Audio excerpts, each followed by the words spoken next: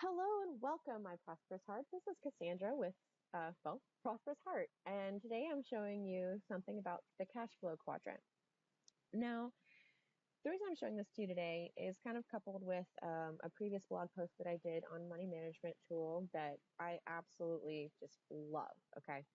But in my journey that I've had over the last few years, I've been introduced to some amazing and incredible people.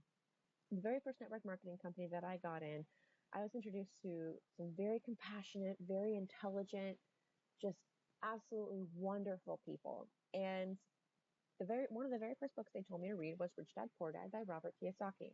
It was the first book that I had read that really changed my mind about money and the way that it works.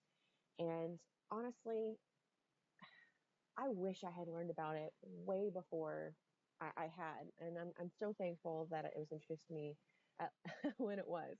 But it's basically just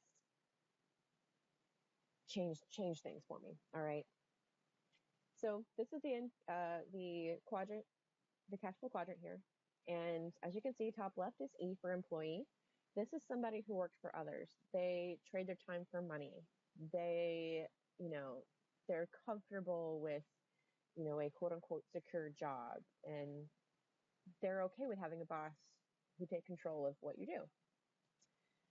The bottom left is a self-employee. This is somebody who's a boss and employee as well. These can be doctors, lawyers, actors, things like that.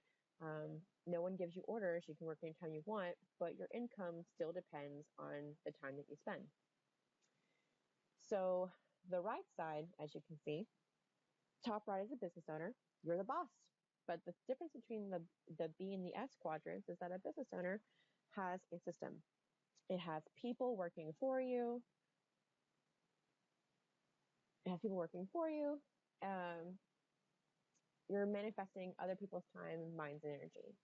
The bottom right side is the investor, where money works for you. So you might have something that's generating interest. You might have something like real estate that generates rental source of income.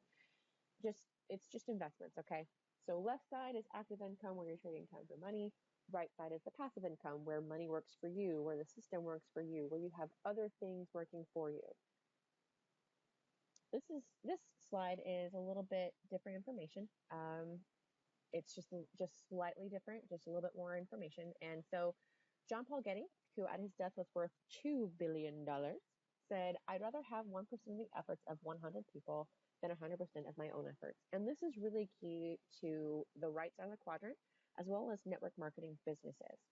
And I say that specifically because a lot of people get a lot of flack about network marketing businesses. They are not a pyramid scheme. They are not anything like that. You need to do your research, obviously, because some of them can be schemes, but for the most part, network marketing is a very lucrative business that you can do on your own time and have it be lucrative for you. So the quote from John Paul Getty is broken down like this. Let's say you got a business and you can only devote, let's say 2 hours a week to it. All right. 2 hours a week to it. Well, you're limited. That's 2 hours that you have to spend every week on it. Okay. Well, let's say you found 5 friends who also had 2 hours a week to spend on the same business. So, for example, a network marketing company.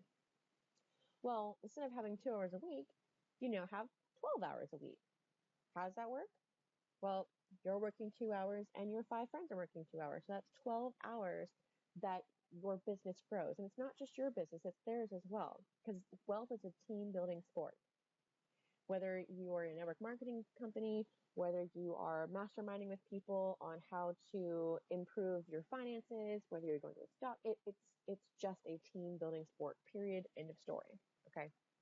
So the cash flow quadrant over here that matches this quote shows that the left side is 100% times 1 is your income. Okay, that's the percentage. 100% of your time equals your income. Versus on the right side, any percent time that you do times the number of people is the income. And that's kind of a little skewed because not everybody works the same amount for that. But you get the picture. So employee, self-employed, again, exchange time for money. It's income is 100% of one person's effort. Business owner, investor, you exchange people for income. You exchange money for money. It's a team building sport. Things work for you. This one, don't worry too much about it. I know it's a lot on there. Don't worry about it. The big thing I want to focus on is the bottom part of mindset differences. The left side of the quadrant has a completely different mindset than the right side of the quadrant. You know, your poor and your middle class believe they're victimized. Life happens to them. They want to be rich, but they have this mentality that rich people are mean, and that they hoard their money, and that they're terrible people, and just rah, rah, rah, rah, rah, they think either or. I can't do this. I can't afford it. They have that mentality. Okay. The right side, they know better. Rich people and successful people admire other rich and successful people. They don't put them down. And most of the people that I know that are independent and rich are some of the most compassionate and caring people out there. So I know for a fact that that lie is just that, a lie. All right. Financially independent and rich people think both. They don't think, I can't do that. I can't afford that. They think, how? How can I do that? How can I afford that? Okay. It's a different mindset. And once you get that in your head, it changes so much for you. So this is an income statement. It's pretty easy to follow, and this is something that you'll see in the Rich Dad Poor Dad book, and actually the whole strew of educational things that he's got. So obviously you've got your income, that's your positive cash flow, and that's your net. That does not include your expenses because that's down here.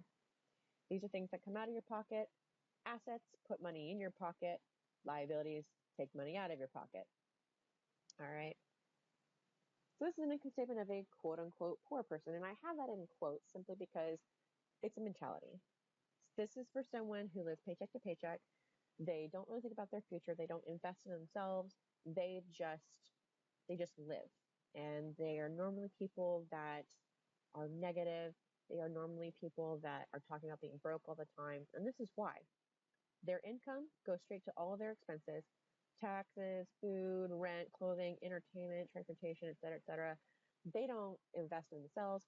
They don't look for assets that can help them pay off these expenses. They just live paycheck to paycheck.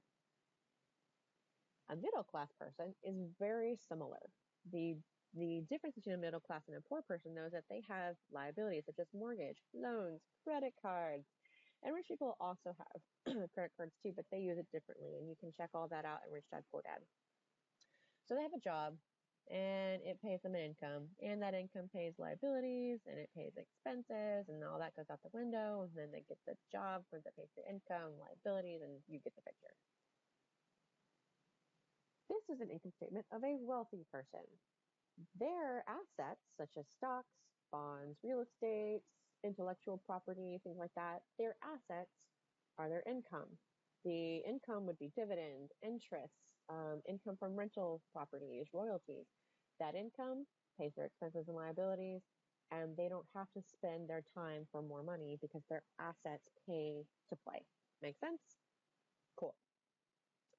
So this is just side-by-side comparison. Again, poor middle class, they have a job, pays their income pays their liabilities and expenses, and it goes out the window.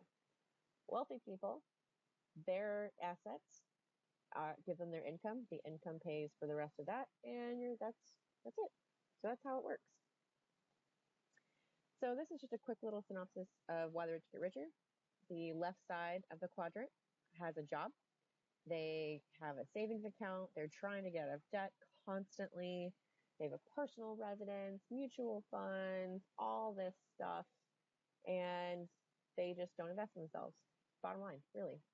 The right side, the B&I quadrants, they have assets like businesses, whether it's a traditional business or a network marketing business, something that generates income, or they have real estate or something else. And they're accelerators. These help them keep their money, okay? Tax laws. Now, this is something I really want to bring home. The quote unquote 98% movement, guys, honestly, they do not understand what's going on. They're angry, all right? They don't really get a lot of what is happening with that. And so I really want to hit something here. Tax laws, if you actually knew what they were, you'd realize that they're actually written for the people, okay?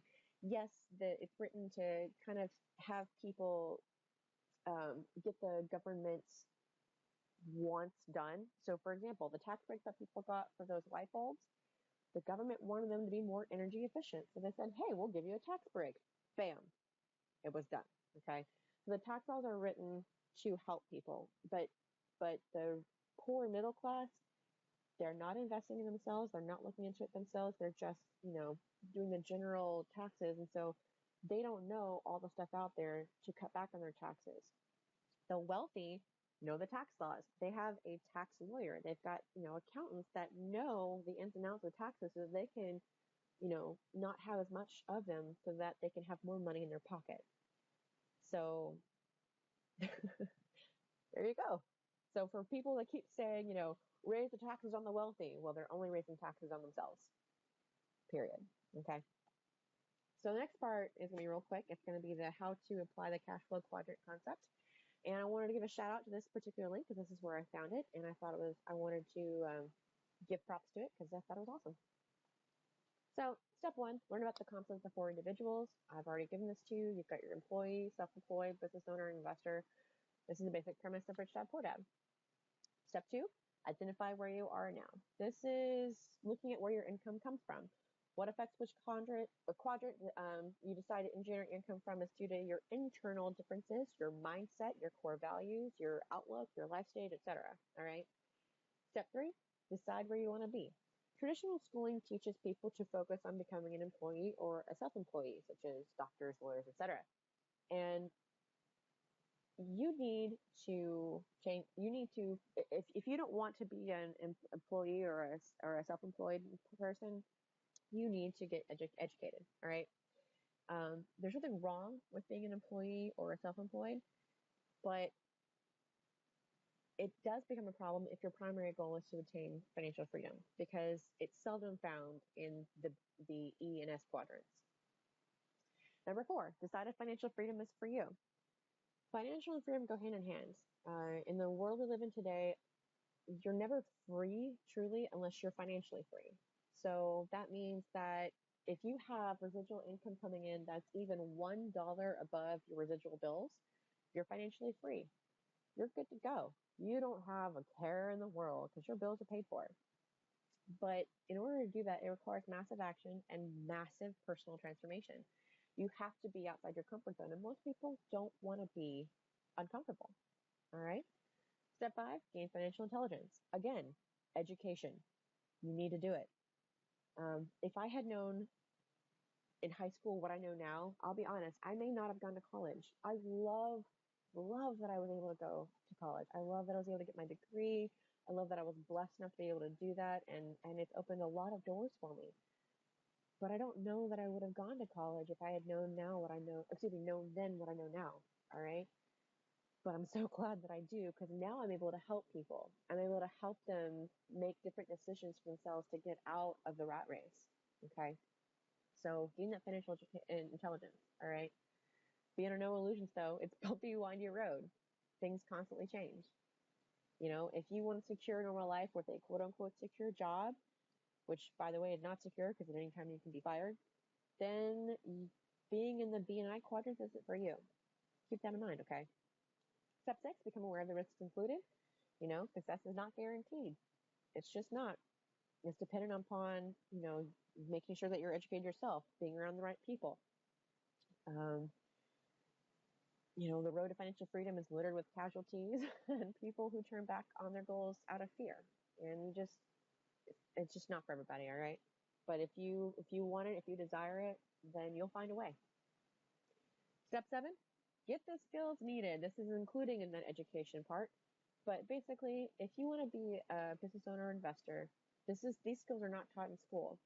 You have to go to educational seminars, attend training courses, be around the right people, ask questions, ask lots and lots and lots of questions. The rules of the game is completely different for each quadrant.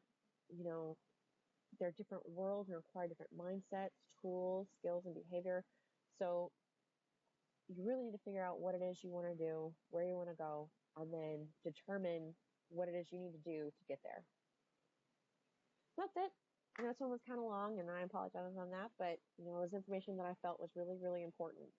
So the first link is resources and tools from Rich Dad Poor Dad. Second one is my blog, where I talk about things that not just money, but money management, health. I've talked about gardening. It's just anything that I think will help you lead a more prosperous life in whatever form that may take. Again, shout out to the wiki how to apply cash flow concept.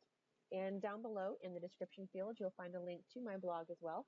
You'll find a link that you can join my mailing list for money management tips and tricks. And that's about it. Thanks again so much for joining me. I hope this was helpful for you. And leave a comment below if you'd like to see or hear about anything else. Other than that, it's getting pretty late here, so I'm going to hop off. I hope you have a wonderful rest of your day or evening. And from my prosperous heart to yours, may your endeavors always be fruitful.